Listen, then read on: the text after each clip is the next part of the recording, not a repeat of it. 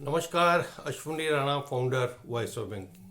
आज शनिवार है और बैंकिंग की बात मेरे साथ का ये 23वां एपिसोड है।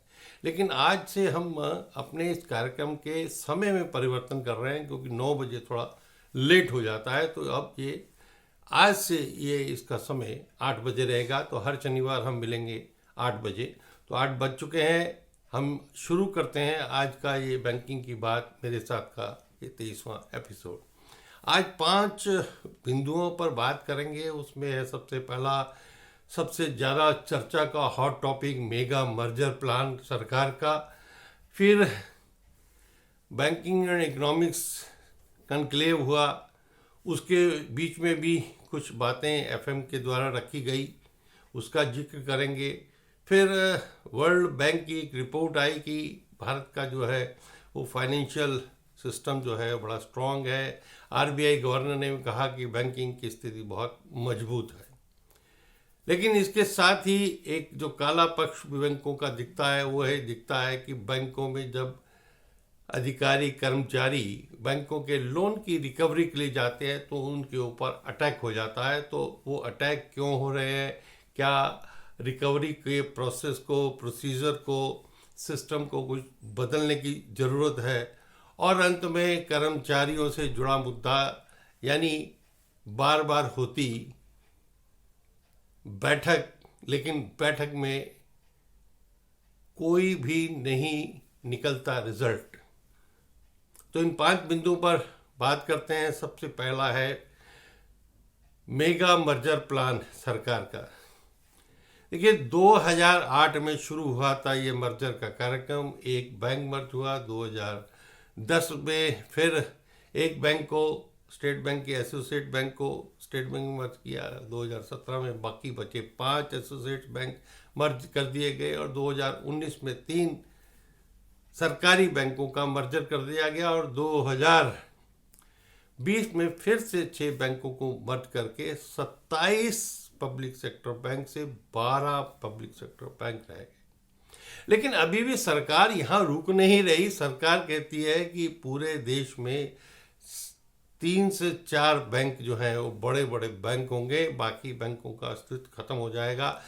तो बड़ा अजीब लगता है कि इन्हीं बैंकों के कारण इस देश की अर्थव्यवस्था यहाँ तक पहुँची है। इतने बड़े बड़े इंफ्रास्ट्रक्चर के प्रोजेक्ट्स लगे हैं, सरकार की नीतियों का जो उनको लागू किया गया, फिर भी सरकार इन बैंकों को जो है वो मर्ज करना चाहती है। हम भूल जाते हैं 2008 में वैश्विक मंदी के दौरान किस प्रकार से बड़े बड़े बैंक जो है वो वर्ल्ड में धराशायी हो गए थे। बड़ा होना ही जरूरी नहीं है, लेकिन बड़े के लिए क्या हमारी तैयारी है? क्या हमारे पास ऐसी लीडरशिप है कि जो इतने बड़े बैंकों को जो लीड कर सके और बैंकों से हमें जो अपेक्षित रिजल्ट है वो रिजल्ट मिल सके? ये तो समय ही बताएगा कि ये सरकार का जो निर्णय है वो कैसा रहेगा। लेकिन इस मर्जर से पहले भी जो दर्द सामने आए वो सबसे ज़्यादा कर्मचारियों के थे। कर्मचारी जो एक बैंक में है और उनका बैंक दूसरे बैंक में मर्ज हो जाता है तो उनको वहाँ पर दूसरी श्रेणी का कर्मचारी समझा जाता है, यानी कि उनको उस अलग नज़र से देखा है। तो बैंकों का अब मर्जर तो हो जाता है, लेकिन जो एक कल्चरल मर्जर है वो नहीं होता सकता आखिरी दम तक। आप सिस्टम को मर्ज कर देंगे, आप ब्रांचेस को मर्ज कर देंगे। वही कस्टमर का भी दर्द होता है कि कस्टमर एक बैंक के साथ अपनी इमोशन जोड़कर इतने लंबे समय से बैंकिंग कर रहा है और उसको लगता है कि एक दिन उसका बैंक जो है वो मर्ज हो गया, उसका अस्तित्व खत्म हो गया और अब उसको दूसरे बैंक के साथ जो है बैंकिंग करनी पड़ेगी। और वही हमारा इतना बड़ा देश है जहाँ पर कि एम्प्लॉयमेंट अपॉर्चुनिटीज़ पहले से ही कम है और बैंकिंग क्षेत्र ऐसा था जहाँ हर साल हजारों रिक्रूटमेंट होते थे, एम्प्लॉयमेंट जनरेशन होता था। लेकिन आज वो ख़त्म होने की कगार पर है और मर्जर के बाद और कम हो जाएगा क्योंकि ब्रांचेस मर्ज हो जाएंगी, ऑफिस मर्ज हो जाएंगे। तो ये सारी चीज़ों को देखते हुए सरकार को फिर से एक बार मुझे सोचना चाहिए कि भाई अब 12 हो गए, अब रुक जाइए। आप इन्हीं बैंकों से बैंकिंग को और बढ़ाइए तो मुझे लगता है, लेकिन सरकार यहाँ रुकने वाली नहीं है।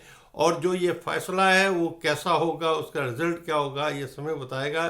और पिछले मर्जर के बाद भी जो इंटीग्रेशन है स्टाफ का या यूनियंस का, वो नहीं हुआ। बैंकों का इंटीग्रेशन जरूर हो चुका है। अब हम बात करेंगे कि बैंकिंग और इकोनॉमिक्स कनक्लेव 2025 जो 5-7 तारीख को मुंबई में हुआ, तो उसके ऊपर क्या क्या बातें हुई। उसमें भी फाइनेंस मिनिस्टर थी और उन्होंने भी कहा कि भाई आज का हमारा जो एजेंडा है वो बैंकों का मर्जर है। तो उन्होंने उसको इंडोर्स किया कि हाँ, सरकार बैंकों को मर्जर करना चाहती है। उसके साथ साथ उन्होंने एचआर पॉलिसीज के बारे में बात की। निश्चित रूप से बैंकों की एचआर पॉलिसी के ऊपर बात होनी चाहिए। लैंग्वेज के बारे में बात की कि भाई कम्युनिकेट करने के लिए कस्टमर के लिए लैंग्वेज जो है वो बहुत एक महत्वपूर्ण मुद्दा है। लेकिन बैंकों को अपनी एचआर पॉलिसीज बनाते हुए जरूर ध्यान रखना चाहिए कि ऐसे एरिए में जहाँ पर लैंग्वेज का इशू हो, आसानी से लोग जो है लैंग्वेज के अलावा दूसरे को एक्सेप्ट ना करते हो, तो वहाँ लोकल स्थानीय स्तर पर पोस्टिंग हो तो ज़्यादा इफेक्टिव है। क्योंकि आज वित्त मंत्री मान रही हैं और ये वास्तविकता है कि जो कम्युनिकेशन है, और वित्त मंत्री ने भी कहा कि हम चाहे टेक्नोलॉजी में जितना मर्जी आगे बढ़ जाएं, और टेक्नोलॉजी ही सिर्फ जो है बैंकिंग को आगे बढ़ाने के लिए जरूरी नहीं है। उसके साथ साथ हमारा जो टच है, ह्यूमन टच कस्टमर के साथ, वो कम होता जा रहा है। कोई समय था कि कस्टमर और जो बैंकर का जो रिलेशन था एक फैमिली जैसा रिलेशन था, लेकिन आज एक मैकेनिकल रिलेशन हो गया है। और सरकार भी मान रही है, तो मुझे लगता है बैंकों को कि उस पॉलिसी के बारे में सोचना चाहिए, उस तरफ बढ़ना चाहिए। लेकिन उसके लिए आपको सफिशेंट वर्क फोर्स की ज़रूरत है। यानी हर कस्टमर को जो है अगर आप अटेंड करना चाहते हैं, उसके साथ ह्यूमन टच रखना चाहते हैं, अपने कस्टमर के रिक्वायरमेंट को पूरा करना चाहते हैं, तो आपके पास सफिशेंट स्टाफ होना चाहिए, ना कि सफिशेंट मशीनें। मशीनें जो है काम की स्पीड को बढ़ा सकते हैं, एक्यूरेसी बढ़ा सकते हैं, लेकिन जो रिलेशन है, जो ह्यूमन रिलेशन है, ह्यूमन टच के साथ ही संभव है। इसलिए सरकार जब मान रही है तो बैंकों को भी उसके बारे में सोचने की जरूरत है। उसी प्रकार से वर्ल्ड बैंक की एक रिपोर्ट आई जिसमें कहा कि भारतीय अर्थव्यवस्था, भारतीय फाइनेंशियल पोजीशन जो है बहुत बढ़िया है। रिजर्व बैंक के गवर्नर ने भी एक दिन पहले उसी कनक्लेव में बोलते हुए बोला कि भारत का बैंकिंग सिस्टम आज बहुत सुदृढ़ है। लेकिन किसकी कॉस्ट पर? सुदृढ़ता जरूरी है, लेकिन वहाँ वर्क फोर्स भी चाहिए। गवर्नर ये भी मानते हैं कि आज जो बैंकों का एनपीए है वो 2018 में जहाँ 11% था, आज कम होकर 2.3% आया है। यानी एक अच्छी स्थिति है, लेकिन उस अच्छी स्थिति को बनाए रखने के लिए और हिट एंड ट्रायल मेथड ना किया जाए, बल्कि उसके अंदर रिफॉर्म इम्प्रूवमेंट की ज़रूरत है। लेकिन वो किस तरह से हो, इसके ऊपर एक व्यापक डिबेट होनी चाहिए अलग अलग लोगों से, अलग अलग संगठनों से, ताकि जो भी कोई फैसला लिया जाए, सिर्फ कुछ नीति आयोग में बैठे जो एडवाइज़र है उनकी एडवाइस के ऊपर सरकार इस प्रकार के फैसले ना करे तो ज़्यादा अच्छा हो सकता है। एक और जो दुखदाई खबर रहती है बैंकों के लिए, आए दिन बैंक कर्मचारी पिटते हैं, और जब वो लोन की रिकवरी के लिए जाते हैं तो पिछले दिनों की एक और घटना की उसको साथ पिटाई की गई। यानी जब वो रिकवरी के लिए जाते हैं तब पिटते हैं, लोन नहीं देते तब पिटते हैं, और ब्रांच के अंदर बाहर वो सिक्योर्ड नहीं है।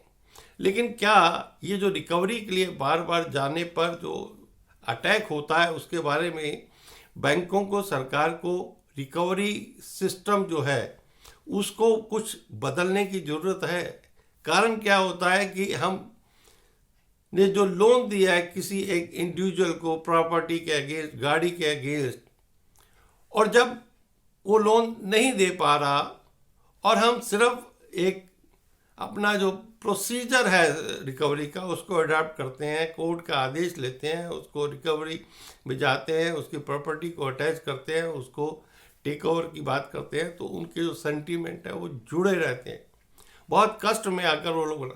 तो क्या ऐसा कुछ नहीं हो सकता कि जहां हमारे पास पूरी सिक्योरिटी अवेलेबल है और लोन से ज़्यादा अमाउंट की सिक्योरिटी अवेलेबल है, उसमें हम कुछ ढिलाई बरतें, कुछ और टाइम जो है बारोवर को दिया जाए, ताकि वो जो उनका अटैचमेंट अपनी प्रॉपर्टी के साथ, अपनी गाड़ी के साथ है, तो उनको एक और विकल्प दिया जाए। हम रिकवरी के चक्कर में औने पौने दामों में उनकी प्रॉपर्टी को बेचकर जो है उनको हम ज़मीन पर ले आते हैं, तो ऐसे ही ये घटनाएं आती हैं। तो इसलिए रिकवरी का प्रोसीजर सिस्टम भी कुछ नए सिरे से बदलने और सोचने की आवश्यकता मुझे लगती है। और अंत में एक बात जो कर्मचारियों के साथ बार बार हो रहा है कि बार बार कंसिलेशन की मीटिंग होती है, आईबीए की मीटिंग होती है, वही 4-5 घिसे मुद्दे हैं, पीएलआई है, 5 डे बैंकिंग है, रिक्रूटमेंट है, नतीजा नील बटा नील हर बार आता है और अगली मीटिंग की डेट तय हो जाती है। सोशल मीडिया पर भी कर्मचारी उसके ऊपर बहुत सारे कमेंट्स करते हैं, क्यों नहीं हो पा रहा ये? अगर नहीं करना तो मीटिंग का ये दौर जो है वो बंद हो जाना चाहिए। यानी सरकार कह दे कि हम इसमें कुछ नहीं कर रहे, आईबीए कह दे कि हम कुछ नहीं कर पा रहे, क्यों बार बार कर्मचारियों के साथ इस प्रकार डेट पे डेट देकर जो है उनका जो है उनके साथ धोखा हो रहा है। अगर करना है तो उसको करके और एक साइड करना चाहिए, ताकि लोगों का और कर्मचारियों का ध्यान ये हो कि हमारी बातचीत जो हो गई है, मांगे हमारी पूरी हो गई हैं, वो और अपने काम में लगे रहें। तो आज के इस बैंकिंग की बात के एपिसोड में इतना ही। मिलेंगे अगले शनिवार बैंकिंग की बात मेरे साथ के एपिसोड में रात 8 बजे।